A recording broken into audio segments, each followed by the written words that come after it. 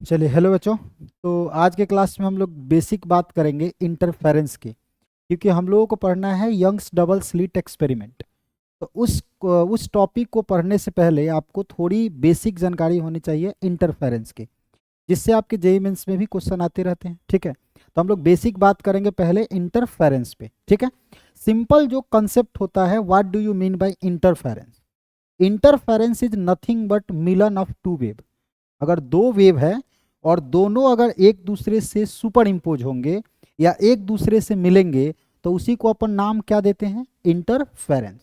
तो हम लोग का आज का जो टॉपिक है वो है आपका इंटरफेरेंस। तो इंटरफेरेंस ऑफ लाइट हम लोग जनरली यहाँ पढ़ेंगे, क्योंकि हमारे जो सिलेबस में यंग्स डबल स्लिट एक्सपेरिमेंट है वो लाइट के लिए है। तो हम लोग बेसिक बात करेंगे interference of two light wave. ठीक है, तो अब हम लोग यहाँ पे अगर बात करें कि इंटरफेरेंस, अगर बात करें हम इंटरफेरेंस ऑफ, अगर हम बात करें इंटरफेरेंस ऑफ लाइट, या सिंपल बोलते हैं हम लोग इंटरफेरेंस, इंटरफेरेंस ऑफ लाइट। ठीक है, ध्यान से सुनिए। अब इंटरफेरेंस ऑफ लाइट में हम लोग जो बात करेंगे वो जनरली करेंगे टू लाइट वेव की। ठीक है, तो अगर मान लेते हैं कि यहाँ पे एक पार्टिकल है, यहाँ पे क्या है? हमारा पार्टिकल है, और इसको क्या आ रहा है कि एक सोर्स का लाइट इधर से आ रहा है और एक सोर्स का लाइट इधर से आ रहा है। ये मान लेते हैं कि पहला वेव है, और ये मान लेते हैं कौन सा वेव है? दो वेव है। अब इस पार्टिकल से बोलें कि आप किस वेव के अनुसार बिहेव कीजिएगा, तो ये पार्टिकल बोलेगा कि देखिए भाई, ये वेव के पास एक अपना अलग एम्पलीट्यूड है, इस वेव के पास एक अपना अलग एम्पलीट्यूड है। तो ये जो पार्टिकल अपना मोशन करेगा वो करेगा इन दोनों के सुपर इम्पोज की वजह से, जिसको हम लोग बोलते हैं सुपरपोजिशन ऑफ टू वेव। क्या बोलते हैं उसको? Superposition of two wave. अगर सुपरपोजिशन ऑफ टू वेव होगा तो यहाँ पे y net is equal to होता है y1 प्लस y2। ये क्या है? y1 क्या है? y1 अगर बोले हम यानी कि फर्स्ट वेव का इक्वेशन, तो ये क्या हो जाएगा sir? a1 sine omega 1t minus k1x। ये हो गया हमारा फर्स्ट वेव का इक्वेशन। अगर सेकेंड वेव का इक्वेशन बोले y2, तो ये हो जाएगा हमारा, सर मान लेते हैं एम्पलीट्यूड a2 है और sine omega 2t minus k2x। x यहाँ पे 1 मान लेते हैं, यहाँ पे क्या मान लेते हैं? 2 मान लेते हैं। ठीक है, एकदम बिल्कुल दोनों वेव जो है वो एकदम अलग अलग मीडियम में नहीं चल रहा, मीडियम वगैरह सब कुछ हम चेंज कर दिया अभी। लेकिन जो हम लोगों को इंटरफेरेंस पढ़ना है, उस इंटरफेरेंस में अच्छा पैटर्न देखने के लिए हमको कोहेरेंट वेव होना चाहिए। क्या होना चाहिए? Coherent source. तो अगर हमसे कोई बोले कि कोहेरेंट सोर्स क्या होता है, तो इसको ध्यान पे रखना है, कोहेरेंट सोर्स। तो कोहेरेंट सोर्स का मतलब हुआ एक ऐसा सोर्स जिससे निकलने वाले वेव की फ्रीक्वेंसी क्या हो? सेम। फ्रीक्वेंसी क्या हो? सेम। अगर फ्रीक्वेंसी हमारा सेम है, फ्रीक्वेंसी हमारा क्या है? सेम, तो ऑब्वियस बात है ओमेगा भी क्या हो जाएगा? हमारा सेम हो जाएगा। तो उसी को हम लोग बोलते हैं कोहेरेंट सोर्स। मतलब हुआ कि अगर बढ़िया इंटरफेरेंस देखना है तो ये दोनों वेव को क्या होना चाहिए? कोहेरेंट। क्या होना चाहिए जी? कोहेरेंट। तो पहला कंडीशन हो गया। दूसरा जो कंडीशन होता है, वो दूसरा कंडीशन ये होता है कि ये जो दोनों वेव होना चाहिए ये मोनोक्रोमेटिक होना चाहिए। क्या होना चाहिए जी? मोनोक्रोमेटिक। क्या होना चाहिए जी? हमारा मोनोक्रोमेटिक। मोनोक्रोमेटिक का मतलब क्या हुआ कि जो ये दो वेव लिए हैं ये दोनों वेव सेम कलर का होना चाहिए। क्या होना चाहिए? मोनो मतलब सेम, क्रोमेटिक मतलब कलर, यानी कि दोनों वेव का कलर क्या होना चाहिए? सेम। इसका मतलब हुआ कि दोनों का जो वेवलेंथ होना चाहिए वो क्या होना चाहिए? आपका सेम। और आपको पता है कि k इज इक्वल टू होता है 2 पाई अपॉन में क्या चीज? लेमडा। तो यहां से हमको दिख रहा है कि लेमडा अगर दोनों का सेम होगा तो ये k भी क्या हो जाएगा? हमारा सेम। क्लियर है? यहां से ओवरऑल एक बात समझें कि इंटरफेरेंस किसी भी दो वेव का हो सकता है, लाइट का तो हो सकता है, कोई दिक्कत नहीं है। लेकिन बेस्ट इंटरफेरेंस के लिए, बढ़िया इंटरफेरेंस के लिए हमारे पास क्या होना चाहिए? दोनों वेव क्या होना चाहिए? कोहेरेंट। दोनों वेव क्या होना चाहिए, कोहेरेंट। कोहेरेंट होने का मतलब कि दोनों की फ्रीक्वेंसी क्या होना चाहिए, सेम। दो वेव का अच्छा से अगर कंपोजिशन होगा, इंटरफेरेंस होगा, तो उन्हीं के लिए दोनों के लिए क्या होना चाहिए, मोनोक्रोमेटिक। मतलब दोनों का जो वेवलेंथ होना चाहिए वो क्या होना चाहिए, सेम। अब किसी के दिमाग में अगर सर सेम ना हो तो क्या होगा, थोड़ी देर के लिए सुन लेते हैं। अगर मान लेते हैं कि मोनोक्रोमेटिक नहीं होगा तो अलग अलग कलर हो जाएगा। मतलब इंटरफेरेंस आप देखने जाइएगा तो पता चले एक जगह कोई कलर ज्यादा है, एक जगह कोई कलर ज्यादा है, तो वहां से बेहतरीन पैटर्न आपको सामने नहीं आएगा। तो अच्छे पैटर्न के लिए ये सब कुछ क्या होना चाहिए, सेम। ये सब कुछ क्या होना चाहिए, सेम। तो हम लोग यहाँ से एक बात समझे कि जो मोनोक्रोमेटिक लाइट के लिए हम लोग बात किए, तो यहाँ से समझ में आया कि जब भी दो वेव का इंटरफेरेंस कराना है तो हमने क्या बोला कि यहाँ पे आपको फ्रीक्वेंसी सेम होना चाहिए, ओमेगा सेम होना चाहिए, फिर के भी क्या होना चाहिए, सेम। तो देखिए तो ध्यान से, अगर इसी वेव को अगर हम दोनों वेव का इक्वेशन लिखें तो दोनों वेव का इक्वेशन क्या हो जाएगा, ध्यान से देखिए तो सर अगर हमारा ओमेगा और के सब सेम हो, लेकिन हाँ एक्स क्या है, तो एक्स है आपका कि जो ये वेव ये सीधे चल रहा है, जैसे यहां से यहां जा रहा है और यहां से यहां भी आ रहा है, तो दोनों का एक सेम नहीं है, दिख रहा है ना। इसको ज्यादा चलना पड़ा है, इसको क्या चलना पड़ा है, सेम। इसको क्या चलना पड़ा है, ज्यादा, इसको क्या चलना पड़ा है, कम। यानी कि दोनों को अलग अलग चलना पड़ा है, तो एक्स तो सर सेम नहीं होगा, लेकिन क्या क्या सेम हो जाएगा, A1 A2 सेम होगा क्या, नहीं, क्योंकि वो एम्पलीट्यूड दिख रहा है कि एक ज्यादा जा रहा है एक कम जा रहा है, तो A1 T2 भी अलग अलग होगा। लेकिन क्या सेम हो जाएगा, ओमेगा क्या सेम हो जाएगा, के। इसका मतलब कि अगर हमको बढ़िया इंटरफेरेंस देखना है तो y1 इज इक्वल टू हो जाएगा sir A1 sine omega T minus के x1, और फिर y2 इज इक्वल टू कितना हो जाएगा sir A2 sign omega T minus के x2। ठीक है, ये दो वेव हो गया। अब यहाँ पे एक कंसेप्ट आता है प्रिंसिपल ऑफ सुपरपोजिशन।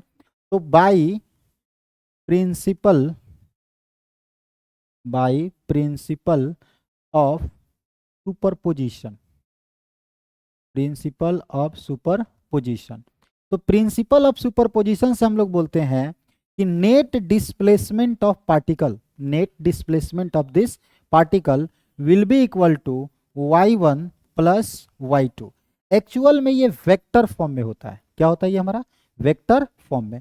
अब क्या होता है कि दो वेव को वेक्टर फॉर्म में ऐड करने के लिए हम लोग फेजर का यूज करते हैं, क्या यूज करते हैं हम लोग, फेजर का। और वो फेजर क्या होता है, तो फेजर के लिए क्या है कि दोनों वेव के बीच का हमको एंगल चाहिए, दोनों वेव के बीच का क्या चाहिए, एंगल। इसका मतलब हुआ कि दोनों वेव का हमको फेज का डिफरेंस चाहिए, क्या चाहिए, फेज का डिफरेंस। तो ध्यान से देखिए, ये वाला पार्ट जो है वो पहले वेव का क्या है, फेज है। ये वाला जो पार्ट है वो क्या है आपका, दूसरे वेव का फेज है। तो इसको हम मान लेते हैं कि ये मेरा φ1 है, और इसको क्या मान लेते हैं, φ2 है। तो यहां से φ1 φ2 हो गया। तो अगर मैं बोलूं कि phase difference between two wave, अगर दोनों वेव के बीच का फेज डिफरेंस बोले तो फेज डिफरेंस को हम लोग लिखते हैं डेल्टा फाई से, फेज डिफरेंस हो गया। अब किसमें से क्या करें, तो हम क्या करते हैं कि दूसरे के फेज में से पहले को फेज को क्या करते हैं, सबस्ट्रैक्ट करते हैं। तो जैसे सबस्ट्रैक्ट करेंगे तो क्या आएगा रिजल्ट, ध्यान से देखिए। तो इसके फेज में से इसको घटाना है, यानी हो गया ओमेगा टी माइनस के x2 और माइनस ओमेगा टी माइनस के x1, यही ना होगा। अब देख लीजिए, ओमेगा टी कट जाएगा, ये प्लस हो जाएगा, ये क्या हो जाएगा माइनस। तो यहां से हमारा फेज डिफरेंस जो आएगा वो के कॉमन हो जाएगा, और x1 माइनस क्या हो जाएगा, x2। तो ये हमारा आ गया क्या चीज, फेज डिफरेंस। ये क्या हो गया हमारा, फेज डिफरेंस। कहने का मतलब ये दोनों वेव चल रहे हैं तो इनके बीच में फेज डिफरेंस है वो कितना है आपका, पाई इज इक्वल टू के x1 माइनस x2, के x1 माइनस x2। और इसी फेज डिफरेंस को, क्या चीज, इसी फेज डिफरेंस को अगर हम देखें तो ये तो होगा फेज में डिफरेंस, ये क्या है ध्यान से देखिए, तो उनके पाथ में डिफरेंस है क्या, तो ये क्या हो गया आपका पाथ डिफरेंस, आई क्या हो गया हमारा फेज डिफरेंस। तो इसी इक्वेशन को हम लोग कहते हैं relation between phase difference and path difference. अगर पाथ में डिफरेंस होगा तो ऑब्वियस बात है किस में डिफरेंस होगा, फेज में। क्लियर है? के का फॉर्मूला हमको याद रखना है, क्या होता है 2π/λ, और डेल्टा एक्स मतलब फेज में डिफरेंस। फेज में डिफरेंस का मतलब हुआ कि एक सॉरी हाँ, इसको हम लोग बोलते हैं पाथ में डिफरेंस। मतलब हुआ कि एक वेव 10 सेंटीमीटर चला और एक 8 सेंटीमीटर चला, तो कितने का पाथ डिफरेंस हुआ, 2 का। समझ में? तो वह क्या है हमारा पाथ डिफरेंस, आई क्या हो गया हमारा फेज डिफरेंस। तो अगर इसको अगर हम ठीक से लिखें, इसका काम अब नहीं हटाए थे इसको, यहां से अगर ठीक से हम इसको लिखें इस वाले पार्ट को, तो ये क्या होगा देखिए, तो यहाँ पे कि sir phase difference is equal to 2π/में लेमडा इनटू क्या चीज, पाथ डिफरेंस। तो ये हमको एक फॉर्मूला याद रखना है, इसका हो गया ये फेज डिफरेंस और पाथ डिफरेंस के बीच का क्या हो गया हमारा रिलेशन हो गया। ठीक है, अब हम लोगों को क्या करना है, सुपरपोजिशन करना है। क्या करना है हम लोग को, सुपरपोजिशन। तो इससे पहले एक छोटा सा क्वेश्चन देख लिया जाए।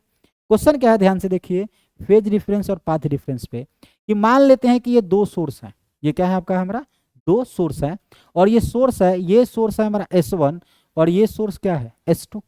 ये सोर्स है S1, ये क्या है S2। इन दोनों के बीच का जो गैप है वो है आपका 3 लेमडा। कितना है, दोनों सोर्स के बीच का डिफरेंस कितना है 3 लेमडा।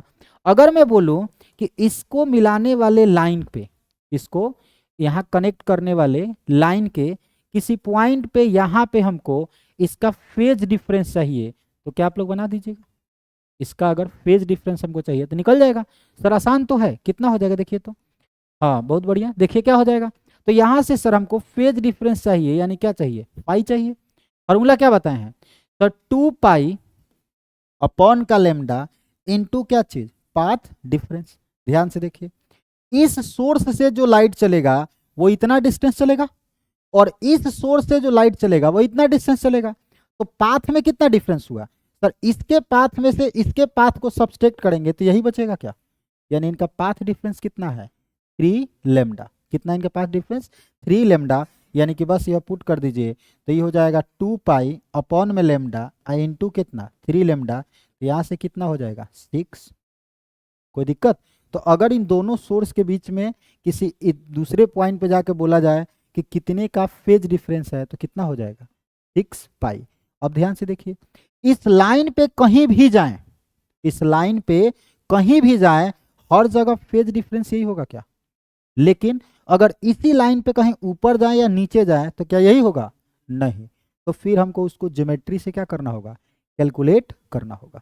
कोई दिक्कत? लेकिन अगर मैं जस्ट इसके मिड पॉइंट पे ऊपर जाऊं, जैसे कि मान लेते हैं कि हम एक यहाँ पे पॉइंट ले लें, हम यहाँ पे एक पॉइंट ले लें, ये वाला एकदम हम बोल रहे हैं कि ये मिड पॉइंट से पॉइंट है, ये लाइन क्या है जी, मिड पॉइंट से है। तो इसके किसी भी पॉइंट पे फेज डिफरेंस कितना होगा, 0। क्या समझ में आया?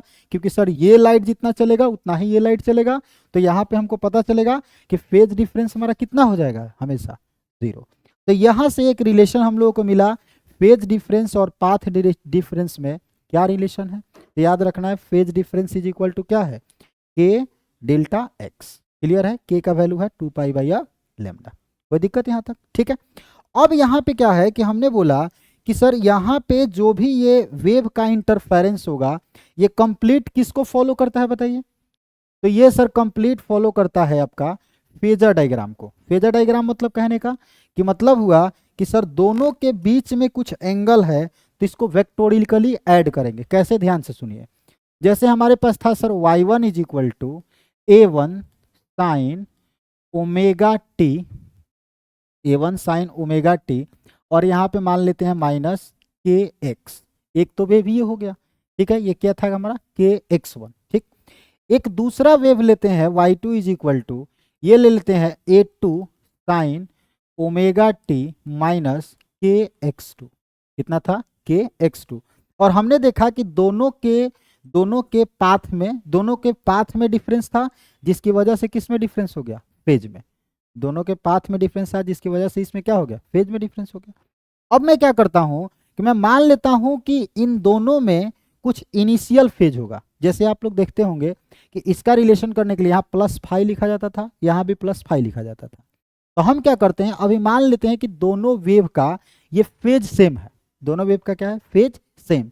तो फेज सेम है, इसका मतलब क्या हुआ कि इनमें पाथ में कोई डिफरेंस नहीं होगा, क्योंकि ये दोनों तो सेम ही है। अगर ये दोनों सेम हो जाए तो ये दोनों का फेज क्या हो जाएगा, सेम। क्लियर है। लेकिन मैं इसको थोड़ा सा चेंज करता हूं, हमको समझाना है, तो इसके लिए हम इसको चेंज करते हैं कि जैसे मान लेते हैं कि हम क्या कर लेते हैं कि इसको भी हम कर लेते हैं के एक्स, इसको भी के एक्स कर लेते हैं, अब प्लस क्या कर लेते हैं, फाई। क्लियर है। मतलब इन दोनों के बीच में जो डिफरेंस है फेज का वो कितना है, फाई है। क्लियर है। अब इनको वेक्टोरिकली ऐड करना है हमको, तो इसके लिए हम लोग फेजर का यूज करते हैं। क्या करते हैं इसके लिए हम लोग, फेजर का यूज। कैसे, तो मान लेते हैं कि पहला वेव है, तो पहला वेव इधर बना दिए, ठीक है। इसका एम्पलीट्यूड कितना है सर, एम्पलीट्यूड है A1, और फेज जो है वो यहाँ भी फेज है। उस फेज से इसका फेज आगे है कि पीछे है, आगे है, और उसका एम्पलीट्यूड कितना है, A2। तो मान लेते हैं कि इसका फेज आगे हो गया और इसका एम्पलीट्यूड कितना हो गया, ये हो गया हमारा A2, और इनके बीच में फेज डिफरेंस जो हुआ वो किसका हो गया, फाई का। इनके बीच में फेज डिफरेंस किसका हो गया, फाई का। अब वेक्टोरिकली ऐड करेंगे तो इसका जो रिजल्टेंट आएगा वो यहीं कहीं बीच में आएगा, इधर तो जाएगा नहीं, इधर तो जाएगा नहीं, इन्हीं के बीच में आएगा। तो मान लेते हैं कि ये इसका रिजल्टेंट एम्पलीट्यूड है, जिसको हम लोग क्या बोल रहे हैं, AR। ये क्या हमारा रिजल्टेंट एम्पलीट्यूड। अब देख लीजिए, दो वेव टेल से टेल ऐड हैं, दो वेक्टर एक्चुअल में इसको हम लोग फेजर से बना रहे हैं, तो इसको हम लोग क्या कंसीडर करते हैं, वेक्टर। तो अगर ये भी एक वेक्टर है, ये भी एक वेक्टर है, दोनों के बीच का एंगल कितना है, फाई। दोनों के बीच का एंगल कितना है, फाई। तो इनको ऐड करेंगे तो रिजल्टेंट का फॉर्मूला तो हम पहले से जानते हैं, क्या होता है जी। तो यहां से अगर हम देखें कि A resultant is equal to root under क्या हो जाएगा, पहले का स्क्वायर तो A1 का स्क्वायर, दूसरे का स्क्वायर तो A2 का स्क्वायर, प्लस 2 पहला दूसरा इंटू कॉस फाई। फिर से मैं बोल रहा हूं, ये फाई क्या है, दोनों वेव के बीच का फेज डिफरेंस। क्लियर है। हमको पाथ डिफरेंस दिया रहेगा, क्या निकालना होगा, फेज डिफरेंस। यहां से अगर बोले तो इसको ऐसे भी लिख सकते हैं क्या, A रिजल्टेंट का square is equal to A1 का स्क्वायर प्लस A2 का square plus 2A1 A2 cos phi. Clear है। तो यहां से हमको एक रिजल्टेंट का इक्वेशन आया, वो इक्वेशन क्या आया हमारा, तो सर इक्वेशन आया हमारा A रिजल्टेंट का square is equal to A1 का स्क्वायर प्लस A2 का square plus 2A1 A2 cos phi. लेकिन फाई क्या है, फेज डिफरेंस। क्लियर है। A1 क्या है, पहले वेव का एम्पलीट्यूड, A2 क्या है, दूसरे वेव का एम्पलीट्यूड, बाकी 2AB कॉस फाई। यहां तक समझ में, ठीक। अच्छा सर, अब यहां से हमको कुछ कुछ कंसेप्ट सीखना, उसको ध्यान से सीखेंगे। क्या है कि सर जब दो वेव एक दूसरे से इंटरफियर करते हैं, जब सुपर इम्पोज करते हैं, तो हो सकता है कि एम्पलीट्यूड ज्यादा हो सकता है एम्पलीट्यूड क्या हो, ज्यादा, या हो सकता है एम्पलीट्यूड क्या हो, कम हो।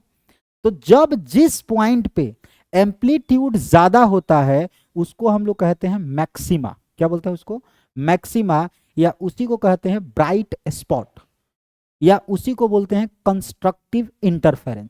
तीन नाम है, ध्यान से सुनिए, maxima, bright spot, constructive interference. और ये कहां होगा, जब रिजल्टेंट एम्पलीट्यूड क्या होगा, मैक्सिमम। अब ध्यान से सुनिए सर, एम्पलीट्यूड को आप ब्राइटनेस से कैसे कनेक्ट कर दिए, तो ध्यान से देखिए, हम लोग एक रिलेशन जानते हैं, वी नो दैट, क्या जानते हैं हम लोग, ध्यान से सुनिएगा। तो हम लोग सर जानते हैं कि जो एम्पलीट्यूड होता है वो डायरेक्टली प्रोपोर्शनल किसके होता है, ए स्क्वायर के। एम्पलीट्यूड जो होता है वो डायरेक्टली प्रोपोर्शनल किसके होता है, ए स्क्वायर के, या एम्पलीट्यूड इज इक्वल टू हो जाता है सम कांस्टेंट इनटू ए का क्या चीज, स्क्वायर। अब यहां से आपको पता है कि सर ये एम्पलीट्यूड और इंटेंसिटी का अपना रिलेशन है। अब जरा सोच के बताइए, एम्पलीट्यूड ज्यादा होगा तो इंटेंसिटी भी क्या होगा, ज्यादा, मतलब वहां ब्राइट होगा क्या, इसीलिए उसको बोलते हैं ब्राइट स्पॉट, या कंस्ट्रक्टिव इंटरफेरेंस, या फिर क्या चीज, ब्राइट स्पॉट, कंस्ट्रक्टिव इंटरफेरेंस, या मैक्सिमा, या क्या चीज, मैक्सिमा। अब सर इसका उल्टा भी तो हो सकता है कि ए क्या हो, मिनिमम। तो जब ए मिनिमम होगा तो आई क्या होगा, मिनिमम। और जब आई मिनिमम होगा तो उसी को अपन बोलते हैं डिस्ट्रक्टिव इंटरफेरेंस या फिर मिनिमा। याद रहेगा। तो इंटरफेरेंस के कितने टाइप होंगे, दो।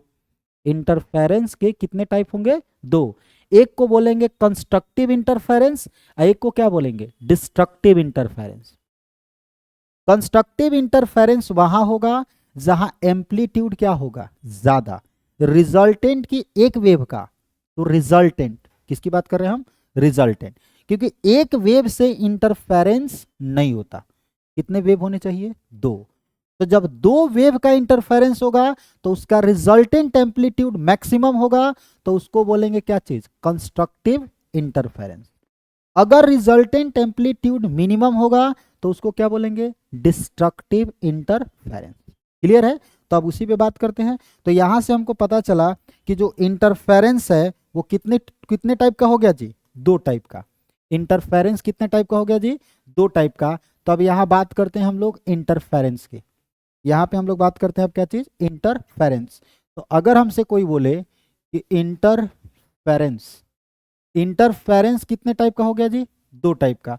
एक को क्या नाम रखे बताइए? एक को बोले हम लोग कंस्ट्रक्टिव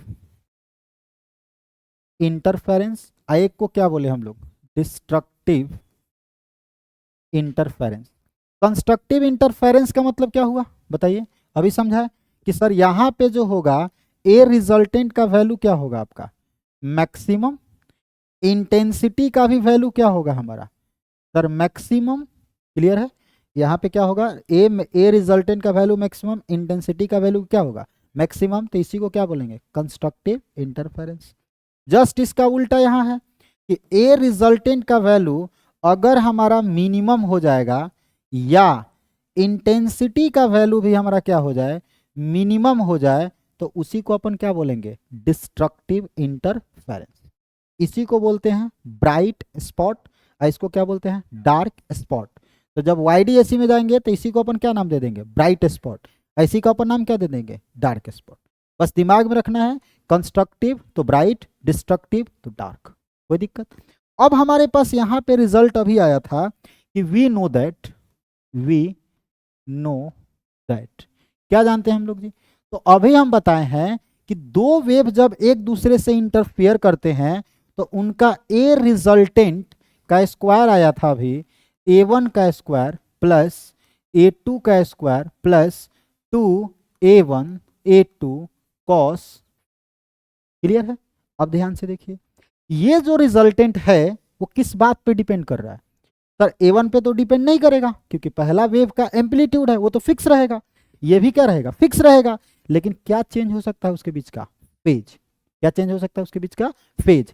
अब फेज चेंज होगा, इसका मतलब कि जब ये वाला टर्म आपका मैक्सिमम होगा, ये वाला जो टर्म होगा ये अगर आपका मैक्सिमम होगा तो उसी को अपन क्या बोल देंगे बताइए? तो उसी को हम लोग बोल देंगे कंस्ट्रक्टिव इंटरफेरेंस। इसका मतलब हुआ कि ये वाले टर्म को मैक्सिमम करने का मतलब हुआ कि कॉस फाई का वैल्यू क्या होना चाहिए? मैक्सिमम होना चाहिए। किसके लिए? तो सर फॉर कंस्ट्रक्टिव इंटरफेरेंस। ठीक है? तो यहां से वन बाय वन हम लोग केस बना के लिख देते हैं कि for constructive interference cos phi should be क्या चीज? 1। और कॉस थीटा का वैल्यू 1 कहाँ कहाँ होता है? तो सर कॉस थीटा का वैल्यू 1 तब होता है जब फाई का वैल्यू कितना हो? सर 0। जब फाई का वैल्यू 0 हो तो कॉस फाई का वैल्यू कितना होगा? 1। और ये वैल्यू क्या होगा? मैक्सिमम। या फिर कितना होगा? सर 2 पाई। या फिर कितना होगा? सर 4 पाई। या डॉट डॉट डॉट, ऐसे ही होगा मैक्सिमम। अब यहां से अगर हम फाई को एन के टर्म में लिखना चाहें तो क्या लिखेंगे बताइए? सर फाई को एन में लिखना चाहें तो ये हो जाएगा हमारा 2n पाई, जहां n इज इक्वल टू क्या होगा? 0 1 2 डॉट डॉट डॉट। क्लियर है? तो ये हो गया। अब हमको फाई में और फेज डिफरेंस में एक रिलेशन पता था ना भाई, तो फाई को हम क्या लिख सकते हैं? फाई को लिख सकते हैं के अपॉन, सॉरी ऐसे लिख सकते हैं, यहां पे हम लिख सकते हैं के डेल्टा एक्स। क्या लिख सकते हैं? क्या हो गया भाई? यहाँ फाई का भी रिलेशन हम देखे थे ना, फाई को हम क्या लिख सकते हैं? हम लिख सकते हैं के delta x is equal to 2n क्या हो जाएगा? पाई। अब यहां से अगर हम देखें कि delta x is equal to, इस के को नीचे ले जाएंगे तो 2n पाई अपॉन में क्या हो जाएगा k।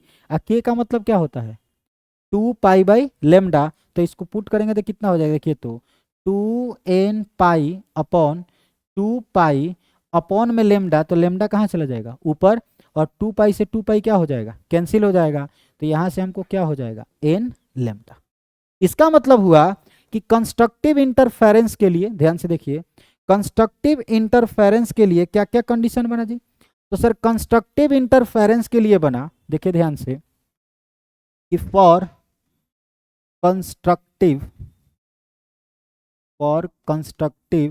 इंटरफेरेंस क्या क्या कंडीशन बना, ध्यान से देखिए। तो सर फॉर कंस्ट्रक्टिव इंटरफेरेंस हमारे पास कंडीशन बना, ध्यान से देखिए, कि कंस्ट्रक्टिव इंटरफेरेंस के लिए एक तो सर पक्का है कि जो फेज डिफरेंस होना चाहिए, जो फाई होना चाहिए, वो कितना होना चाहिए सर 0 होना चाहिए, या कितना होना चाहिए 2 पाई होना चाहिए, या कितना होना चाहिए 4 पाई होना चाहिए, या इसी को हमने लिखा था 2n पाई, इसी को हमने क्या लिखा 2n पाई। और इसके लिए अगर हम बोलें कि पाथ डिफरेंस कितना होना चाहिए, तो सर पाथ डिफरेंस के लिए हमने बोला कि सर डेल्टा एक्स का जो वैल्यू आया वो आया n लेमडा। देखिए तो डेल्टा एक्स का वैल्यू कितना आया n लेमडा, यानी पाथ डिफरेंस कितना होना चाहिए हमको n लेमडा के बराबर होना चाहिए। n लेमडा का मतलब क्या हुआ, यहाँ पे क्या है बताइए सर, यहाँ n इज इक्वल टू हमारा कितना होना चाहिए 0, n कितना होना चाहिए 0 1 2 डॉट डॉट डॉट, या यहाँ से बोले कि delta x is equal to हो 0 lambda 2 lambda dot dot dot, कोई दिक्कत, तो ये हो जाएगा हमारा क्या चीज कंस्ट्रक्टिव इंटरफेरेंस। क्लियर है। अच्छा, अब इसी का जस्ट उल्टा वर्जन कौन सा हो जाएगा डिस्ट्रक्टिव। अब उल्टा वर्जन में क्या करेंगे देखिए ध्यान से, इसको मिटा दें, अगर इसको हम मिटा दें तो यहां से देखिए तो कि अगर मैं बोलूं कि फॉर डिस्ट्रक्टिव इंटरफेरेंस, अब ध्यान से देखिए, डिस्ट्रक्टिव इंटरफेरेंस के लिए क्या होगा कि जो ए रिजल्टेंट आया था, ए रिजल्टेंट इज इक्वल टू क्या होना चाहिए आपका मिनिमम, ए रिजल्टेंट क्या होना चाहिए आपका मिनिमम। और ए रिजल्टेंट मिनिमम के लिए हमको पता है कि कॉस फाई का वैल्यू क्या होना चाहिए आपका मिनिमम, कॉस फाई का वैल्यू कितना होना चाहिए मिनिमम, और कॉस फाई का मिनिमम वैल्यू का मतलब कितना हुआ -1, और -1 तब आएगा जब फाई का वैल्यू हम कितना पुट करें, तो सर फाई का वैल्यू जब हम पुट करेंगे कितना पाई, फिर कितना जी 3 पाई, फिर कितना जी 5 पाई डॉट डॉट डॉट। अब इसको अगर हमको लिखना है तो हम इसको ऐसे लिख सकते हैं, देखिए तो 2n - 1 आई इंटू क्या चीज पाई। बस याद रखना है कि यहां से n किससे स्टार्ट होगा 1 से, नॉट 0 से। कहां से स्टार्ट होगा 1 से, तो यहां से पाई इज इक्वल टू आ गया हमको कितना, हमको आ गया 2n - 1 इंटू पाई। लेकिन यहाँ पे हमको याद रखना है क्या चीज़, तो हमको सर यहाँ पे याद रखना है कि n का जो वैल्यू होगा 1 हो सकता है, 2 हो सकता है, 3 हो सकता है, डॉट डॉट डॉट। क्लियर है। ये तो हो गया हमारा क्या चीज़ फेज डिफरेंस, लेकिन हमको क्या चाहिए पाथ डिफरेंस का भी। तो पाथ डिफरेंस के लिए अगर देखें तो पाथ डिफरेंस के लिए इसको हम क्या लिख सकते हैं सर, लिख सकते हैं 2 पाई अपॉन में lambda into delta x is equal to 2n - 1 into pi, ये लिख सकते हैं। अब देखिए तो पाई से पाई कैंसिल हो जाएगा क्या, अब यहाँ से अगर हम डेल्टा एक्स देखें तो ये कितना आ गया 2n - 1 इंटू लेमडा बाई क्या चीज। तो जब हमारा अगर पाथ डिफरेंस इस फॉर्म में आ जाए, मतलब क्या हुआ n का वैल्यू 1 पुट करेंगे तो कितना आएगा लेमडा बाई 2, n का वैल्यू 2 पुट करेंगे तो कितना आएगा 3 लेमडा बाई 2, n का वैल्यू 4 पुट करेंगे तो कितना आएगा, समझ में आया, ये सब सॉल्व हो जाएगा। तो यहाँ से n का वैल्यू रखेंगे तो हमको पता चला कि सर जो फेज डिफरेंस होना चाहिए वो कितना होना चाहिए, ये होना चाहिए लेमडा बाई 2 होना चाहिए, या कितना होना चाहिए 3 लेमडा बाई 2 होना चाहिए, या कितना होना चाहिए 5 lambda by 2 dot dot dot. अगर पाथ डिफरेंस ऐसा होगा तो हम लोग उसको क्या बोलेंगे डिस्ट्रक्टिव इंटरफेरेंस। क्लियर है। अब डिस्ट्रक्टिव इंटरफेरेंस कंस्ट्रक्टिव इंटरफेरेंस का मतलब समझ में आया। इसका सिंपल तरीका क्या हुआ कि हम लोग क्या देखेंगे पाथ डिफरेंस या फेज डिफरेंस। अगर पाथ डिफरेंस लेमडा के फॉर्म में आ जाए, यानी कि इसको बोले 0 lambda 2 lambda 3 lambda 4 lambda 5 lambda 6 lambda, तो हमको उस जगह पे क्या दिखेगा ब्राइट स्पॉट, चमकता हुआ, मतलब कंस्ट्रक्टिव इंटरफेरेंस। अगर पाथ डिफरेंस लेमडा बाई 2 हो जाए, 3 लेमडा बाई 2 हो जाए, 5 लेमडा बाई 2 हो जाए, 7 लेमडा बाई 2 हो जाए, तो वहां क्या दिखेगा हमको? डार्क स्पॉट, मतलब अंधेरा, वहां उजाला नहीं दिखेगा। कोई दिक्कत? ये समझ में है क्वेश्चन? ठीक, तो ये हम लोगों को बात याद रखना है, क्योंकि हम YDSC में ही डायरेक्ट यूज करेंगे। YDSC में इसको हम डायरेक्ट यूज करेंगे। तो चलिए, किसी पे क्वेश्चन है, उसमें आपको काउंट करना है number of maxima and minima. ठीक है, तो क्वेश्चन लिखेंगे, find the number of maxima and minima, find the number of maxima and minima observed by a person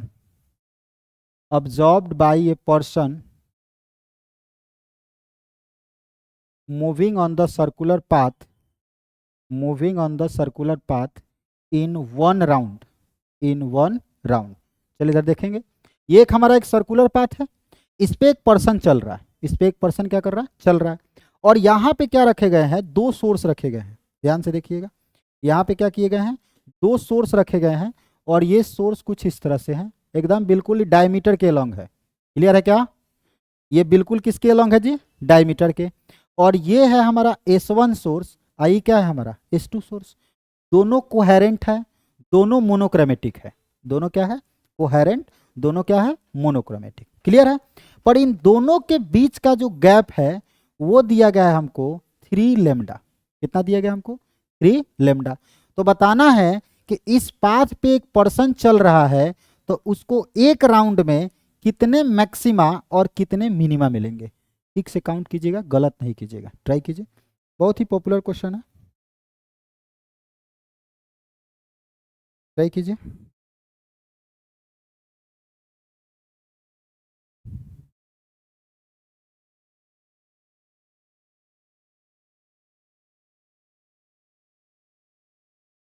try कीजिए। पाथ डिफरेंस देख लीजिए, कहाँ कहाँ जीरो है, कहाँ कहाँ लेमडा के फॉर्म में है, उसके बाद आराम से बन जाएगा। बनेगा कि मैं बनाऊं? अरे बोलिए सही, बनेगा या मैं बनाऊं? बनेगा, ट्राई कीजिए।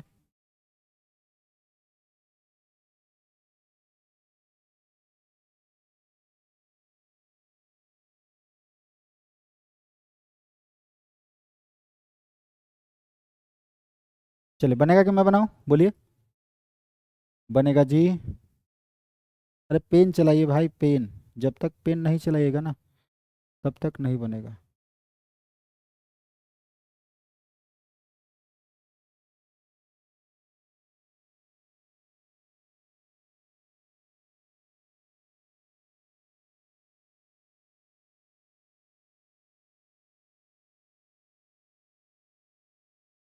चलिए मैं बनाऊं, देखिए इधर बोर्ड पे ध्यान दीजिए, बोर्ड पे ध्यान दीजिए।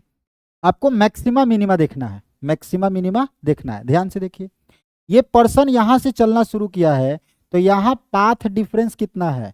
0 कि 3 लेमडा? सोचिए, 0 कि 3 लेमडा?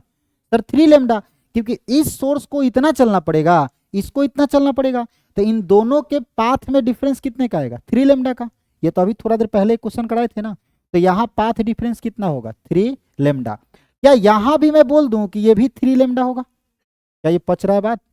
अरे भाई, जैसे यहां से यहां इतना चलना पड़ा, ध्यान से देखिए, कि जैसे अगर मान लेते हैं कि कोई लाइट को यहां से यहां चलना पड़ा और फिर एक को यहां से यहां, तो इन दोनों के पाथ में डिफरेंस कितने का है? 3 लेमडा का। और जस्ट अपोजिट इधर भी होगा क्या? क्या ये समझ में आया कि मैं ही समझा? आया ना? अच्छा जी सर। अब दूसरा अगर बोले, हम दूसरा बोले कि यहाँ पे पाथ डिफरेंस कितना होगा, तो 0, और यहाँ भी पाथ डिफरेंस कितना होगा? 0। क्या ये आपको समझ में आया? तो ऐसे ही देख के हमको दिखा कि 4 मैक्सिमा तो सर अभी बन गया। बन गया क्या सर? ये भी ब्राइट स्पॉट होगा क्योंकि n लेमडा है, ये भी ब्राइट स्पॉट होगा क्योंकि 0 है, ये भी ब्राइट स्पॉट, ये भी ब्राइट स्पॉट। समझ में आया? तो 4 मैक्सिमा तो हमको दिख गया। अब ध्यान से देखिए, अगर पाथ डिफरेंस 3 लेमडा से 0 हुआ है, तो डिक्रीज किया है कि इंक्रीज किया है? डिक्रीज किया है। तो डिक्रीज करते समय बीच में कहीं 2 लेमडा भी मिला होगा और 1 लेमडा भी मिला होगा। एम आई राइट? फिर देखिए, 0 से कहां चला गया? 3 लेमडा। तो जाते समय कहीं 1 लेमडा भी मिला होगा और 2 लेमडा भी मिला होगा। तो ऑब्वियस बात है कि एक यहाँ लेमडा भी होगा और यहाँ एक क्या होगा, 2 लेमडा भी होगा। क्या पच रहा है ये बात, समझ में भी आ रहा है? फिर देखिए 3 लेमडा से कितना हुआ होगा, 0। तो ऑब्वियस बात है कि यहाँ कहीं 2 लेमडा भी होगा और यहाँ कहीं क्या होगा, लेमडा भी होगा। फिर देखिए 0 से कहाँ चला गया, 3 लेमडा। इसका मतलब ऑब्वियस बात है कि यहाँ कहीं लेमडा भी हुआ होगा और यहाँ कहीं क्या होगा, 2 लेमडा भी। क्या मैंने जितने मार्क किए हैं ये सब मैक्सिमा है क्या?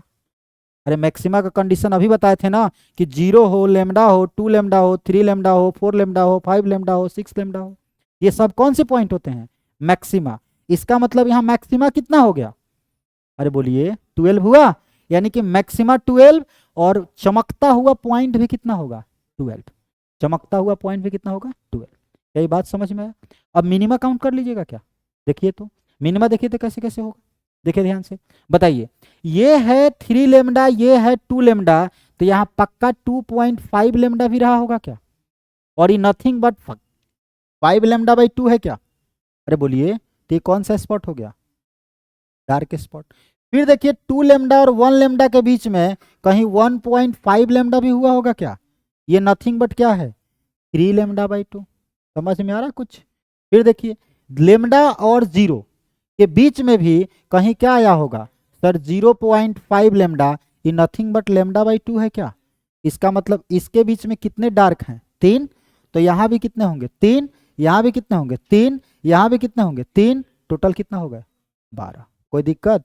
तो यहाँ पे ब्राइट स्पॉट कितना होगा, ब्राइट स्पॉट 12, डार्क स्पॉट भी 12। क्या हमेशा, जरूरी नहीं है, हम बना के क्या करेंगे, चेक करेंगे। क्लियर है? तो बस एक ऐसा ही फोटो बनाइए और दोनों सोर्स के बीच में डिफरेंस लिख लीजिए 7.5 लेमडा। अब की बार गलत नहीं होना चाहिए। सेम क्वेश्चन बनाइए, सेम सर्कुलर पाथ बनाइए और दोनों सोर्स के बीच में डिफरेंस ले लीजिए 7.5 लेमडा। 7.5 लेमडा। ध्यान से बनाइएगा, गलत नहीं होना चाहिए। ज़्यादा नंबर आएगा, टेंशन नहीं लेना है, प्यार से अपना सॉल्व करना है, कैसे आंसर आएगा। एक सॉल्व हो जाएगा, अगला ऑटोमेटिक सॉल्व हो जाएगा। अच्छा 7.5 कर दे, उसको 3.5 कर सकते थे क्या, थोड़ा छोटा बनता, कर दे, थोड़ा आसानी से बन जाएगा। बाकी 7.5 वाला होमवर्क हो जाएगा आपका, उसका आंसर बता देंगे। 3.5 वाला बनाइए, थोड़ा जल्दी बनेगा, इसलिए मैं बोल रहा हूँ। ट्राई कीजिए, गलत नहीं करना, आपकी बार सही होना चाहिए सबसे।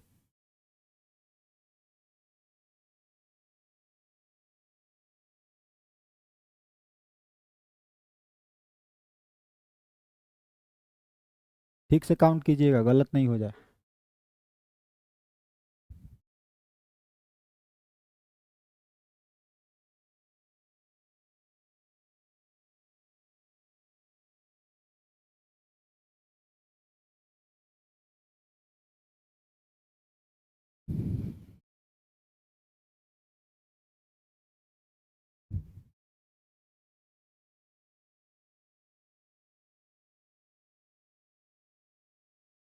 कितने, 14 ब्राइट और 15 14। तो ब्राइट कितने हैं और डार्क कितने, ये बता दीजिए। Bright 14, dark 15। चलिए मैं बनाऊँ क्या, अरे बोलिए तो सही, बनाए हम। चलिए देखिए क्या करेंगे, बताइए फटाफट, यहाँ काउंट करिए, बताइए यहाँ पे क्या होगा, कितना होगा, यहाँ पे पाथ डिफरेंस कितना होगा। अगर ये 3.5 लेमडा है तो यहाँ पाथ डिफरेंस कितना होगा, बोलिए, अरे बोलिए तो सही। ये हो जाएगा 3.5 लेमडा, होगा ना? अरे बोलिए, ये भी कितना होगा, ये भी होगा 3.5 लेमडा। और यहाँ कितना होगा सर, 0। और यहाँ कितना होगा, 0। क्या इतनी बात सबको समझ में आई? बोलिए क्या क्या अभी तक हमको मिल चुका है, 2 ब्राइट और 2 डार्क। क्या ये सबको बात समझ में आ रही है? और ब्राइट कौन कौन सा होगा, ये दोनों क्या होंगे, ब्राइट, और ये दोनों क्या होंगे, डार्क। कैसे पता चला कि सर देख लीजिए 7 लेमडा बाई 2 है क्या, ये 7 लेमडा बाई 2 है क्या, ये क्या है 7 लेमडा बाई 2। बताइए 3.5 से 0 हुआ है, 3.5 से क्या हो गया है, 0। यानी कि ये लगभग यहाँ 3.5 है, तो यहाँ कहीं 3 रहा होगा, अरे रहा होगा ना। यहाँ कहीं क्या रहा होगा, 2, और यहाँ कहीं क्या रहा होगा, 1। अरे बोलिए तो सही। ऐसे ही कुछ इधर भी होगा, इधर भी होगा, इधर भी होगा, क्या सेम होगा? तो बताइए ये सब कौन सा स्पॉट है, ब्राइट। तो 3 ब्राइट 3 ब्राइट 3 ब्राइट 3 ब्राइट कितना हो गया 12 ब्राइट, और 2 ब्राइट इधर कितने ब्राइट हो गए 14। क्या इस सबको समझ में आया कि मैं ही समझा? अरे बोलिए तो सही। ठीक, अच्छा जी। अब डार्क को देखिए तो ध्यान से, डार्क में देखिए सर, एक तो यहाँ 3.5 हो गया, क्या इसके बीच में भी आएगा क्या कोई? नहीं सर। अब कहाँ आएगा यहाँ पे? ये होगा 2.5, ये कितना होगा 1.5, आए कि यहाँ भी होगा क्या 0.5। अरे बोलिए, तो 3 यहाँ 3 यहाँ 3 यहाँ 3 यहाँ कितना हुआ 12, और 2 इधर है कितना हो गया 14। कोई दिक्कत? तो यहाँ पे ब्राइट स्पॉट की बात करें तो वो भी कितना हो गया 14, और डार्क स्पॉट की बात करें तो वो भी कितना हो गया 14। कोई दिक्कत? पर इसी में एग्जामिनर आपसे खेल लेगा, बोलेगा कि ये 3.3 है। कितना है 3.3। तो बताइए इसमें से कौन कौन सा नेग्लेक्ट हो जाएगा? अगर इसी क्वेश्चन में हम कहें कि मेरा इनके बीच का जो डिफरेंस है वो 3.3 लेमडा है, तो कौन कौन सा नेग्लेक्ट कर दें? सर बस ये दोनों डार्क क्या हो जाएगा कम हो जाएगा, क्योंकि यहाँ तो अब डार्क स्पॉट बनेगा नहीं, क्योंकि डार्क स्पॉट होने के लिए 3.5 चाहिए, हमको कितना है 3.3, तो यहाँ कोई डार्क स्पॉट नहीं होगा। क्या इतनी बात बची? तो यानी उस केस में एक 12 हो जाएगा और एक कितना रहेगा अभी भी 14। कोई दिक्कत? तो ऐसे क्वेश्चन बन जाएंगे। अरे बोलिए तो सही। ठीक, चलिए, तो ये था हमारा एक मैक्सिमा और मिनिमा काउंट करने वाले क्वेश्चन। एक और क्वेश्चन बनता है, देखते हैं बोला, अगला स्लाइड ही ले लेते हैं। बताइए, अभी मान लेते हैं कि हमारा सोर्स जो है वो सोर्स वैसे ही रखा गया है जैसे रखा गया है, ठीक है, पर एक पर्सन जो है वो स्ट्रेट लाइन में चल रहा है। एक पर्सन किस में चल रहा है? Straight line. यानी कि क्या है कंडीशन, ध्यान से देखिए, कंडीशन है कि मान लेते हैं कि ये किस सोर्स है, ये क्या है हमारा सोर्स, और इनके बीच का गैप वही मान लेते हैं कितना है 3 लेमडा, और एक हमारा ये रास्ता है, एक हमारा ये क्या है, एक ही हमारा रास्ता है। इस पे एक पर्सन जो है एकदम मस्त ऐसे सीधे जा रहा है, मस्त ऐसे क्या जा रहा है जी, सीधे जा रहा है, और आपसे पूछा गया कि इस पर्सन को कितना मैक्सिमा और कितना मिनिमा मिलेगा, और कहाँ से कहाँ चल रहा है, तो ये चल रहा है माइनस इन्फिनिटी से प्लस इन्फिनिटी। क्या बात समझ में आई क्वेश्चन? क्या काउंट कर लीजिएगा, ट्राई कीजिए, ट्राई कीजिए।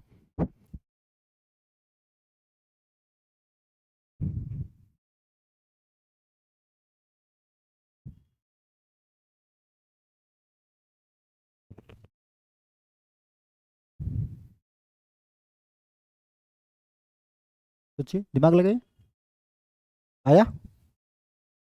बताइए। नहीं, बस उसी को एक्सक्लूड करना होता है इन्फिनिटी पे, क्योंकि इन्फिनिटी पे ऐसा होगा कि लाइट पैरेलल चला जाएगा। आपको पता है ना कि जब इन्फिनिटी पे जाएंगे तो एक्चुअल में लाइट हो जाएगा पैरेलल, तो इसीलिए हम लोग इन्फिनिटी वाला को क्या कर लेते हैं, एक्सक्लूड कर लेते हैं।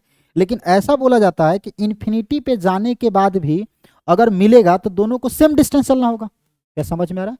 इन्फिनिटी पे जाएगा तो एक्चुअल में दोनों को सेम डिस्टेंस चलना होगा, लेकिन रियलिटी ये है कि वहां तो मिलेगा ही नहीं, और जब वेव का मिलन नहीं तो किस बात का डार्क और ब्राइट। समझ में आया? यानी कि हमको पता है कि सर बिल्कुल इन्फिनिटी पे जाएंगे तो यहाँ पाथ डिफरेंस कितना हो जाएगा 0, और इधर भी इन्फिनिटी पे चल जाएंगे तो पाथ डिफरेंस कितना हो जाएगा 0, लेकिन ये दोनों कौन सा बनता, बनता कौन सा ब्राइट, लेकिन अपन इसको एक्सक्लूड करेंगे, इसको क्या करेंगे एक्सक्लूड। अच्छा सर, और दिमाग लगाइए, बताइए, यहां पे देखें तो यहां पे पाथ डिफरेंस कितना होगा, तो यहां पे सर पाथ डिफरेंस तो 3 लेमडा हो जाएगा। अब ध्यान से देख लीजिए, वही दिमाग लगा लीजिए, 3 लेमडा से क्या हुआ है 0, आई भी 3 लेमडा से क्या हुआ है 0, तो ऑब्वियस बात है यहाँ क्या रहा होगा 2 लेमडा, और यहाँ क्या रहा होगा 1 लेमडा। सेम ऊपर भी होगा कि यहाँ पे कहीं रहा होगा क्या चीज 2 लेमडा, और यहाँ पे कहीं क्या रहा होगा 1 लेमडा। तो देख लीजिए ब्राइट स्पॉट कितना बना, 1 2 3 4 5, यानी कि हमको यहाँ से दिखा कि ब्राइट स्पॉट, या बोले कि मैक्सिमा कितना बना जी सर 5, लेकिन कोई बच्चा फटफट में आंसर कितना कर देगा 7, लेकिन वो क्या है गलत। क्या समझ में आया? इन दोनों को क्या करना है आपको एक्सक्लूड करना है, इसको भी नहीं लेना है और इसको भी नहीं लेना है। कोई दिक्कत? ठीक, हाँ, अब डार्क तो लेंगे ही। डार्क कैसे लेंगे, ध्यान से देखिए, डार्क लेंगे कि सर देख लीजिए ये 3 और 2 है तो यहाँ पक्का क्या रहा होगा 2.5, एक डार्क रहा होगा। ये 2 और लेमडा है तो यहाँ पक्का क्या रहा होगा 1.5, अब 1 और 0 है तो यहाँ पक्का क्या रहा होगा 0.5। तो 3 इधर और 3 उधर कितना हो जाएगा 6, यानी कि यहाँ से dark spot is equal to क्या हो जाएगा मिनिमा इज इक्वल टू कितना हो जाएगा 6। कोई दिक्कत है क्या? ये क्लियर हुआ? तो ऐसे क्वेश्चन आएगा तो बन जाएगा, ठीक है, ऐसे क्वेश्चन आएगा तो क्या हो जाएगा, बन जाएगा ना, ठीक। अच्छा जी, चलिए, तो ये एक तरह का प्रोफाइल हो गया, ठीक।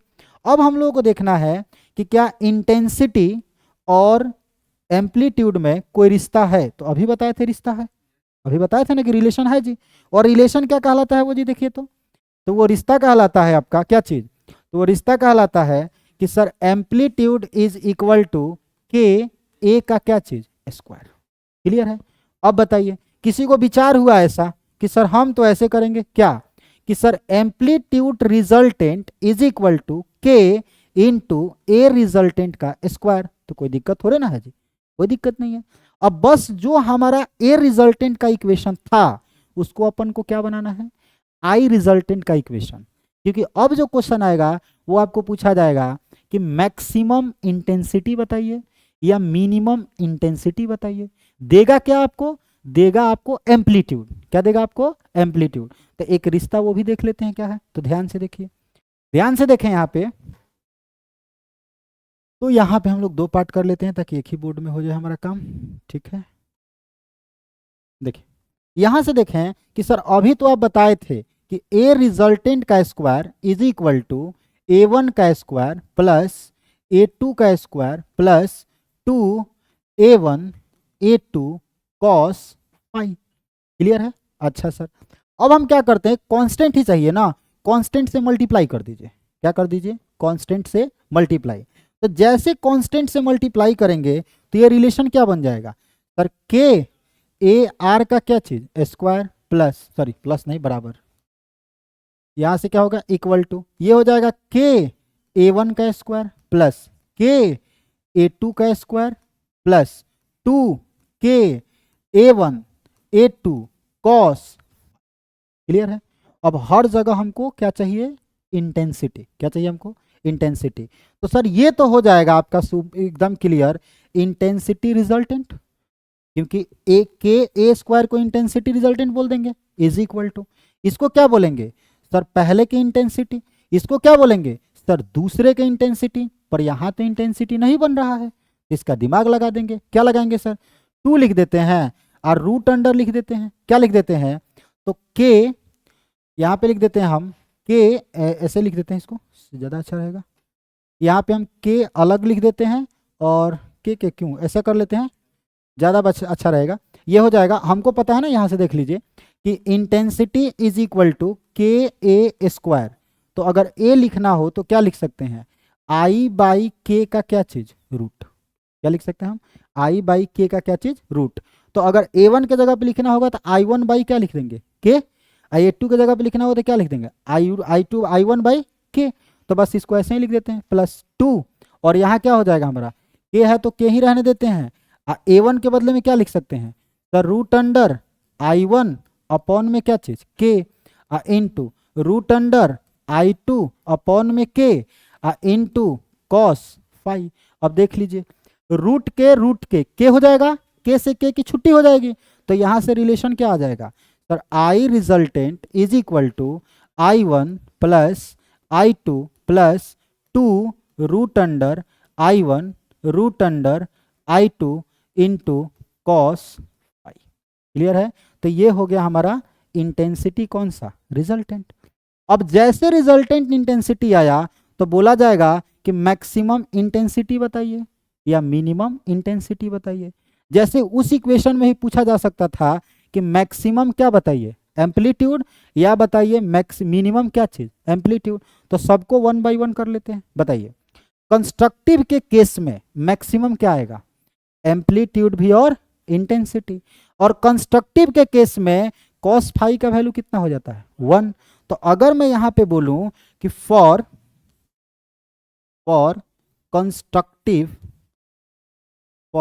Constructive interference, for constructive interference क्या होगा, देखिए ध्यान से। तो सर फॉर कंस्ट्रक्टिव इंटरफेरेंस होना चाहिए कॉस फाई का वैल्यू किसके बराबर होना चाहिए, 1 के। तो जब 1 के बराबर होगा तो यहां से हम क्या लिख सकते हैं, ध्यान से देखिए। तो सर यहां से अगर कॉस फाई 1 रखेंगे तो ए रिजल्टेंट इज इक्वल टू क्या आ जाएगा, देखिए घूर घूर के इसको 1 पुट करेंगे, ये ए प्लस बी का होल स्क्वायर हो जाएगा, उधर से रूट आएगा, तो सीधे इसको लिख दें a1 प्लस क्या चीज a2। कोई दिक्कत, a1 प्लस a2 केवल हो जाएगा कि होल स्क्वायर भी होगा? अरे सोचिए ठीक से, a1 प्लस a2 होगा कि a1 प्लस a2 का होल स्क्वायर भी होगा? अरे सही लिखे हैं क्या? ठीक है, अच्छा सर। अब हमको चाहिए इंटेंसिटी रिजल्टेंट, ध्यान से देखिए सर, इंटेंसिटी रिजल्टेंट का स्क्वायर नहीं है, देख लीजिए घूर घूर के, नहीं है ना? तो इसको हम क्या कर देते हैं, देखिए रूट अंडर i1 का square plus root under i2 का square plus 2 root under i1 i2 cos phi कितना हो गया 1। यानी इसी इक्वेशन को ऐसे लिख सकते हैं, देखिए तो the root under i1 i इसका square plus the root under i2 i इसका क्या चीज square plus 2 root under i1 root under कितना i2, यही ना? cos फाई कितना हो गया 1 हो गया ना? तो ये किसका इक्वेशन बन रहा है, a प्लस बी का होल स्क्वायर। यानी यहां से क्या आया, I resultant is equal to root under i1 plus root under i2 का क्या चीज आपका होल स्क्वायर। तो ये हो गया हमारा क्या चीज, रिजल्टेंट एम्पलीट्यूड का वैल्यू, सॉरी रिजल्टेंट इंटेंसिटी का मैग्नीट्यूड। कोई दिक्कत? ये तो हुआ किसके लिए हमारा, कंस्ट्रक्टिव इंटरफेरेंस। डिस्ट्रक्टिव होगा तो क्या चेंज होगा सर, जहां जहां प्लस है वहां वहां क्या हो जाएगा माइनस। तो बस यहाँ पे अगर हम यहाँ पे बोले कि for destructive interference, for destructive interference, तो डिस्ट्रक्टिव इंटरफेरेंस के लिए हम क्या कर लेंगे सर, सिंपल हो जाएगा, ए रिजल्टेंट हो जाएगा आपका a1 माइनस क्या चीज a2, और आपको पता है ना कि इसका मॉड लेना होगा, क्योंकि ज्यादा वाला में से कम वाला को क्या करेंगे सब्सट्रैक्ट करेंगे। और आई रिजल्टेंट क्या हो जाएगा सर, ये हो जाएगा root under i1 minus root under i2 का क्या चीज आपका। कोई दिक्कत, इतना याद रहेगा।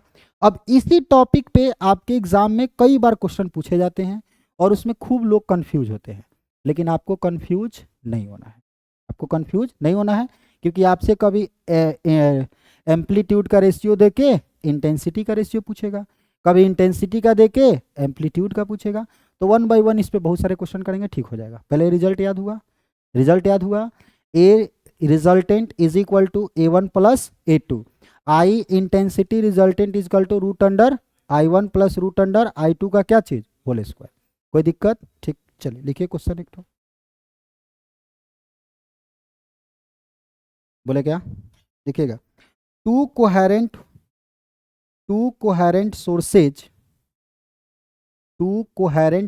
अच्छा कोहेरेंट क्यों बोला, क्योंकि हमको हाँ इंटरफेरेंस ठीक ठाक हो, ठीक है। तो लिखेंगे to coherent sources have ratio of their amplitude,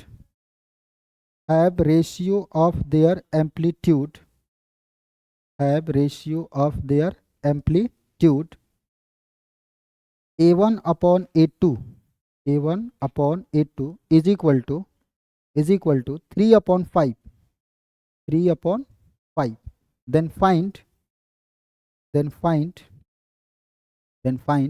a max upon a mean and I max upon I mean, try कीजिए, जल्दी से ट्राई कीजिए।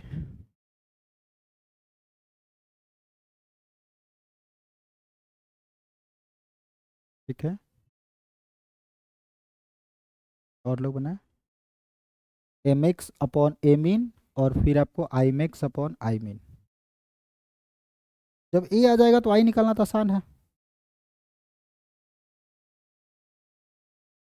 आया जी,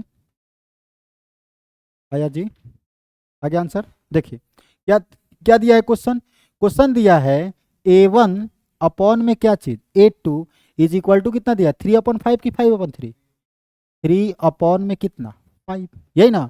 हमसे बोला है कि a मैक्स अपॉन में a मीन, यही ना।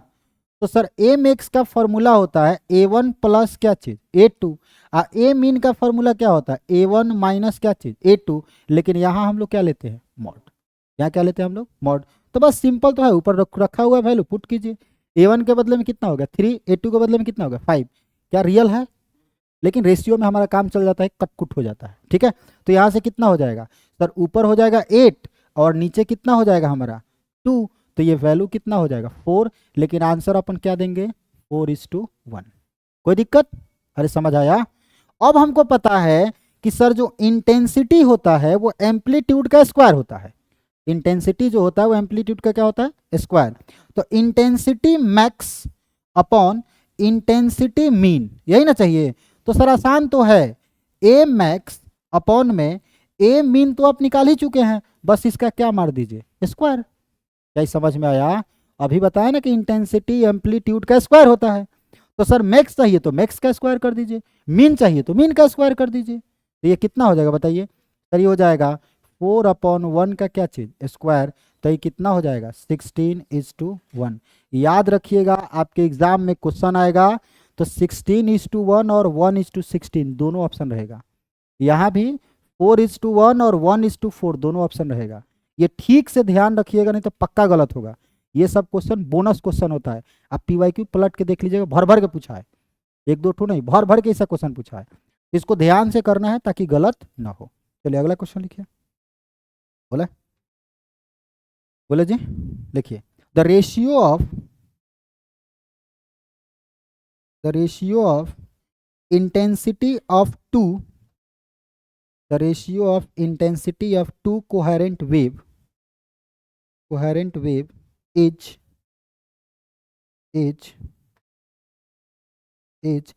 4:9. 4:9. Then find the ratio of maximum amplitude to the minimum amplitude and maximum intensity to the minimum intensity. अब तो बात समझ गए होंगे, एक निकलेगा तो दूसरा निकलना आसान हो जाएगा। ट्राई कीजिए। पता नहीं, देखते हैं और लोग बनाए। ठीक है और लोग बनाइए जल्दी फटाफट।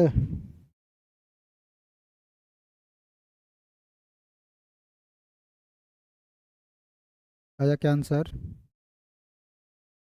आया क्या आंसर? एक का 5:1, एक का 25:1।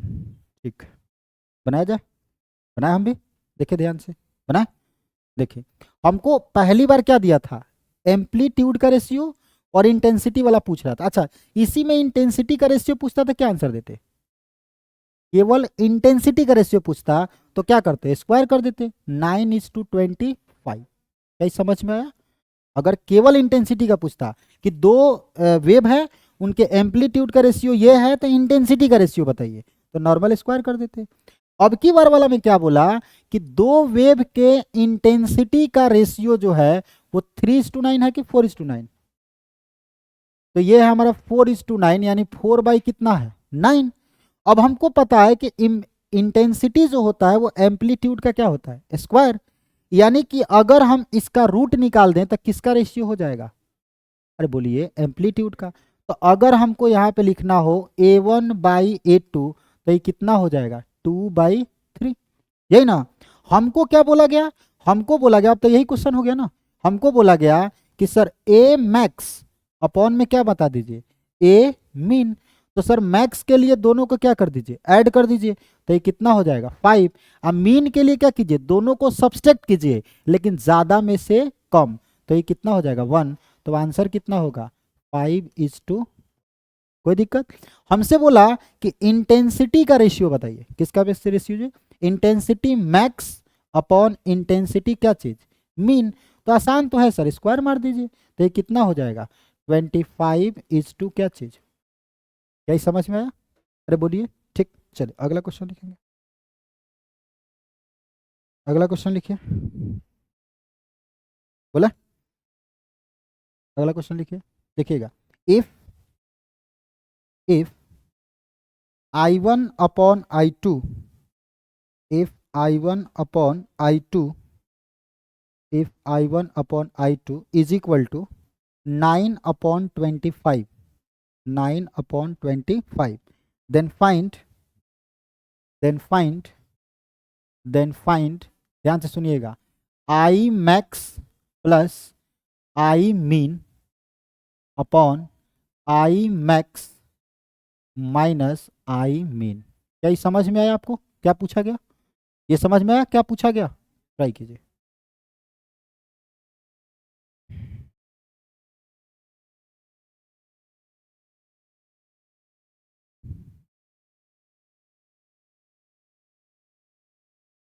ट्राई कीजिए, देखिए बनेगा।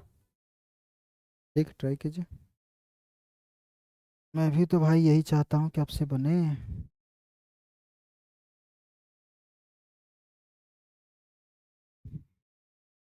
68/60, पता नहीं ये इसी साल का या पिछले साल का क्वेश्चन है। हाँ 68/60, लेकिन ऑप्शन में था 17/15। ठीक, तो ऑप्शन में वही था। बना जी? आया कुछ आंसर? आ गया? चलिए मैं बना दूं। अरे बोलिए तो सही। अब देखिए, इस क्वेश्चन के बनाने के कई तरीके हो सकते हैं, आपको जो तरीका अच्छा लगे वो बनाइए। एक बच्चा सोचेगा कि मैं पहले एम एक्स निकाल लूँ और फिर एम इन निकाल लूँ, और दोनों का स्क्वायर करके ऊपर ऐड कर देंगे और दोनों का स्क्वायर करके नीचे घटा देंगे। समझ आया? एक वैसे बना लेगा। दूसरा बच्चा उसमें दूसरा दिमाग लगा सकता है, जैसे हमको क्वेश्चन में बताइए क्या क्या दिया है। हमको क्वेश्चन में क्या दिया है बताइए? I1/I2 क्या दिया है हमको? I1/I2 इज इक्वल टू क्या दिया है? 9/25, यही ना? तो यहां से अगर देखें कि अगर हमको सीधा सीधा कंपेयर करें तो पहले के A1/A2 इज इक्वल टू कितना हो जाएगा? वो 3, ये कितना हो जाएगा? 3 में कितना? 5। अब हमको पता है कि एम एक्स कितना होगा? 8। अरे समझ आ रहा? एम एक्स कितना होगा? 8। ए मीन कितना होगा? 2। तो बस उसी को पुट कर दीजिए। एम एक्स का स्क्वायर यहां लिख सकते हैं। अरे बोलिए तो सही। प्लस ए मीन का स्क्वायर यहां लिख सकते हैं, अपॉन ए मैक्स का स्क्वायर यहां लिख सकते हैं, और ए मीन का स्क्वायर कहाँ लिख सकते हैं? यहाँ। बस कर दीजिए। यहाँ से M x upon A mean निकल जाएगा ना। एम एक्स कितना हो जाएगा? 8। तो ये हो जाएगा 8 का स्क्वायर कितना? 64, प्लस ये कितना हो जाएगा? 4, तो ये कितना हो जाएगा हमारा? 16। सही है ना? कुछ गड़बड़ करें क्या? एक मिनट। ये क्या हो गया हमारा? ये हो गया A1/A2, तो मैक्स कितना होगा? 8 होगा ना। तो 8 हो गया, तो 8 क्या है? एम्पलीट्यूड है ना। तो इंटेंसिटी का स्क्वायर का पुट कर, सही तो लिख रहे थे यार। अच्छा, 8 का स्क्वायर कितना हो जाएगा हमारा? तो यहाँ डायरेक्ट लिख देते हैं पहले 8 का स्क्वायर अब प्लस ये कितना हो जाएगा? तो ये हो जाएगा हमारा 2 का स्क्वायर अपॉन ये कितना हो जाएगा? 8 का स्क्वायर अब माइनस 2 का क्या चीज? स्क्वायर। तो यहाँ से करेंगे तो ये कितना हो जाएगा? 60 अपॉन में कितना? 68। अब इसको काट, अच्छा सॉरी, ऊपर 68 और नीचे कितना हो जाएगा हमारा? 60, सॉरी। तो यहाँ पे कितना हो जाएगा हमारा? 60। अब ये इसको क्या करेंगे हम लोग? 4 से काट लेंगे, तो ये कितना हो जाएगा? ये हो जाएगा 17, और ये कितना हो जाएगा? 15। क्लियर है? तो इसी साल का पिछले साल का क्वेश्चन है। चलिए एक और है लास्ट, बना लीजिए, उसको भी खत्म किया जाए। बोले क्या? लिखिएगा, टू वेव हैविंग इंटेंसिटीज। ये समझ में आया भी भाई? लिखिए, two wave having intensities, two wave having intensities in the ratio 9:1, intensity is 9:1, then find the ratio of,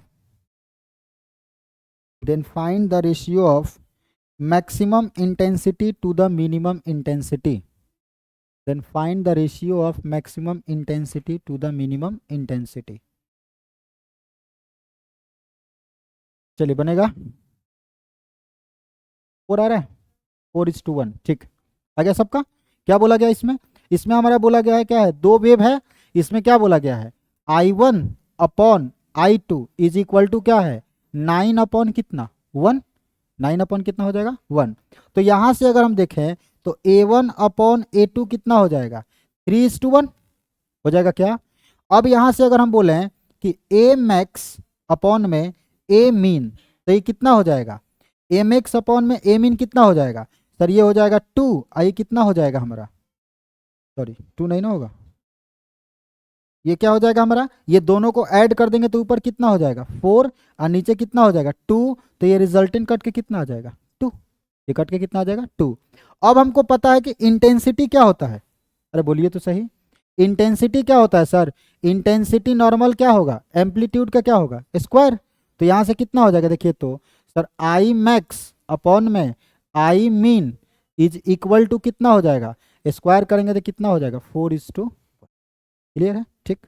चलिए लास्ट एक लिखिए, फटाक से खत्म किया जाए। लिखिए ऐसे क्वेश्चन लिख लीजिए, आई मैक्स अपॉन आई मीन। अच्छा इसको ऐसे देखिए कितना फैंसी वर्ड लिखा है, ध्यान से सुन लीजिए। पहले फैंसी वर्ड लिखा है, the intensity of interference pattern is found to have intensities ratio between the bright and dark fringe। bright and dark fringe मतलब I max upon I mean। लिखिए I max upon I mean is equal to 9। I max upon I mean is equal to कितना हो गया 9। then what is the ratio of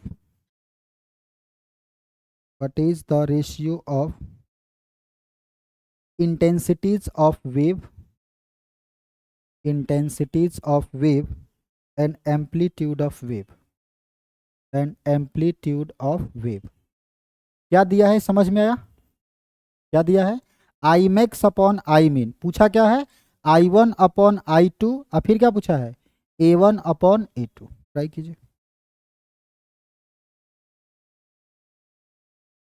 try कीजिए,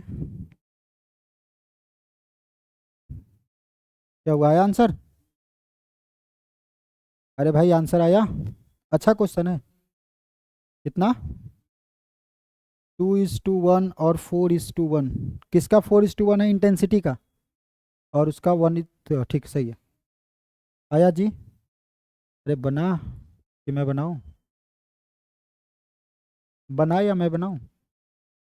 अरे बोलिए तो सही। देखिए ध्यान से क्वेश्चन में क्या क्या दिया है, देखिए ध्यान से क्वेश्चन में आपको क्या दिया है। क्वेश्चन में दिया है आपको I max upon I min is equal to क्या दिया है आपको, 9:1, यही दिया है ना। अब देखिए ध्यान से, आई मैक्स अपॉन आई मीन दिया है तो ए मैक्स अपॉन ए मीन निकाल सकते हैं हम लोग। तो ये कितना हो जाएगा बताइए, तो यहां से हो जाएगा A max upon A mean is equal to कितना हो जाएगा सर, ये हो जाएगा हमारा 3:1। सही बोले हैं क्या? अरे बोलिए, अगर हमको बोला जाए कि ए मैक्स अपॉन ए मीन देता था, आई निकालना होता था तो स्क्वायर मारते थे, तो जब उससे ये आना है तो क्या करेंगे, रूट कर देंगे। समझ आया? ए मैक्स को हम क्या लिख सकते हैं, देखिए तो A1 प्लस A2 अपॉन, इसको क्या लिख सकते हैं, A1 minus A2 is equal to कितना हो जाएगा 3। अब इसको सॉल्व कर सकते हैं क्या, तो ये कितना हो जाएगा sir, A1 plus A2 is equal to 3A1 minus 3A2, यही ना। अब इसको इधर उधर कर लेते हैं तो ये कितना हो जाएगा हमारा, इधर से इधर आएगा तो कितना होगा, इसको उधर भेज देते हैं तो ये कितना हो जाएगा 2A1 इज इक्वल टू, उसको इधर करेंगे तो 4A2 हो जाएगा क्या? अरे बोलिए तो सही। तो यहाँ से कितना हो जाएगा देखिए तो A1 upon A2 is equal to 2:2 कितना हो गया 1। समझ आया? अब I1:I2 निकल सकता है? अरे बोलिए तो सही। तो यहाँ से हो जाएगा I1 अपॉन I2, सर इसका स्क्वायर कर दीजिए 4:2 कितना हो जाएगा। कोई दिक्कत यहाँ तक, समझ में आया? ठीक। तो यहाँ तक हमारी इंटेंसिटी की बात हो गई, ब्राइट हो गया, डार्क फ्रिंज हो गया, हम लोग इन्फिनिटी वाला भी कर लिए। ठीक है, चलिए एक और करा दिया जाए। देखिए, find the number of maxima and minima. Find the number of maxima and minima, एक लास्ट क्वेश्चन होगा हम लोग का, अच्छा क्वेश्चन है, देखते हैं आप लोग कितना ब्रेन चला पाते हैं। चलिए, जैसे अभी हम लोग देखे थे कि इनफाइनाइट वाले को हम लोग इंक्लूड नहीं कर रहे थे, इनफाइनाइट वाले को हम लोग इंक्लूड नहीं कर रहे थे, तो अभी भी इनफाइनाइट का ही केस है। क्या होगा, अपना बुद्धि लगाइएगा। ऐसे है जैसे ऐसे पहले भी चल रहा था, मान लेते हैं कि ये पाथ है, इस पे एक बंदा चल रहा है, ठीक है। अभी तक हम ऐसे रख रहे थे हॉरिजॉन्टल, अब की बार हम क्या किए कि सोर्स को ऐसे वर्टिकल रख दिए। क्या किए जी, हम सोर्स को ऐसे क्या कर दिए, वर्टिकल रख दिए। ठीक है, सोर्स को क्या रख दिया हम, वर्टिकल रख दिए। ये है सोर्स हमारा क्या चीज, S1, और ये क्या है हमारा S2, और इसके बीच में अभी भी गैप हम ले लेते हैं, मान लेते हैं 4 लेमडा का। गैप कितना ले लेते हैं, 4 लेमडा। और एक बंदा जो है वो माइनस इन्फिनिटी से कहाँ चल रहा है, इन्फिनिटी। तो बताना है कि कितना उसको मैक्सिमम मिलेगा, कितना मिनिमम मिलेगा। ट्राई कीजिए।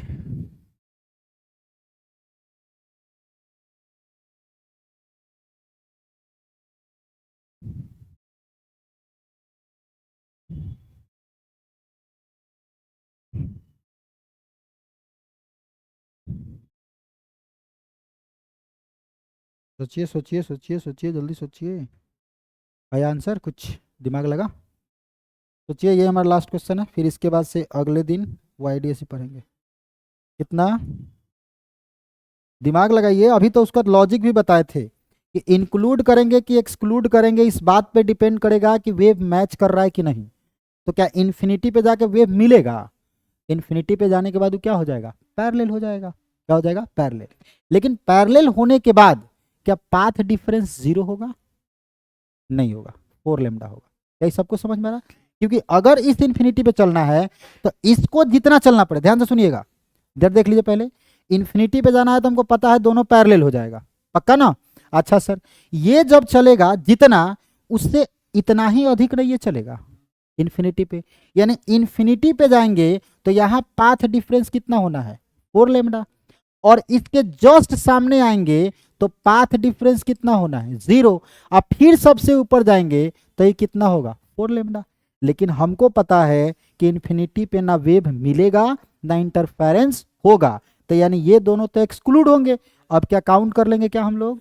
काउंट कर लीजिए फटाफट, बोलिए काउंट हो जाएगा क्या? क्या हो जाएगा सर? यहाँ होगा 3 लेमडा, यहाँ होगा 2 लेमडा, और यहाँ क्या होगा? 1 लेमडा।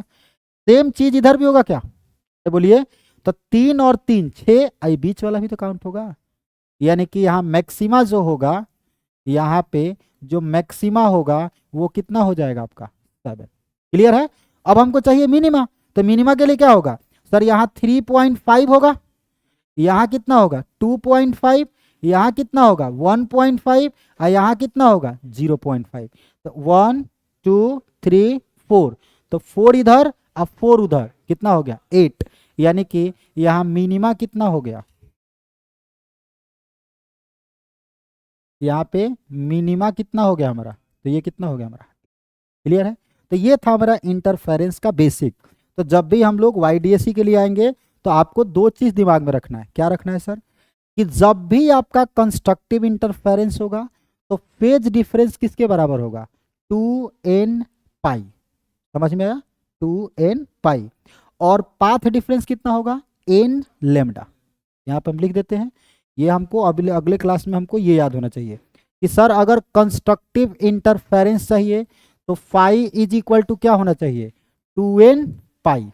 और पाथ डिफरेंस कितना चाहिए सर? n lambda. क्लियर है? और जब भी हमको डिस्ट्रक्टिव बोला जाएगा तो डिस्ट्रक्टिव के लिए फेज डिफरेंस कितना आया था? 2n माइनस 1 क्या चीज? पाई। और पाथ डिफरेंस कितना आया था हमारा? पाथ डिफरेंस आया था 2n माइनस 1 लेमडा अपॉन कितना? 2। क्या ये समझ में आया? तो ये कंस्ट्रक्टिव डिस्ट्रक्टिव के लिए याद रखना है। इसको अपन क्या बोलते हैं? इसी को बोलते हैं हम लोग ब्राइट स्पॉट, इसी को क्या बोलते हैं? Dark spot. ठीक है? तो ये दोनों याद रहेगा तो आगे आप लोगों को पढ़ने में कोई दिक्कत नहीं होगा। चलिए, उसमें हम लोग फ्रिंज की ही बात करेंगे। तो अपना और अपनों का ख्याल रखें, मिलेंगे किसी और दिन इसी चैनल पे। तब तक के लिए बाय बाय।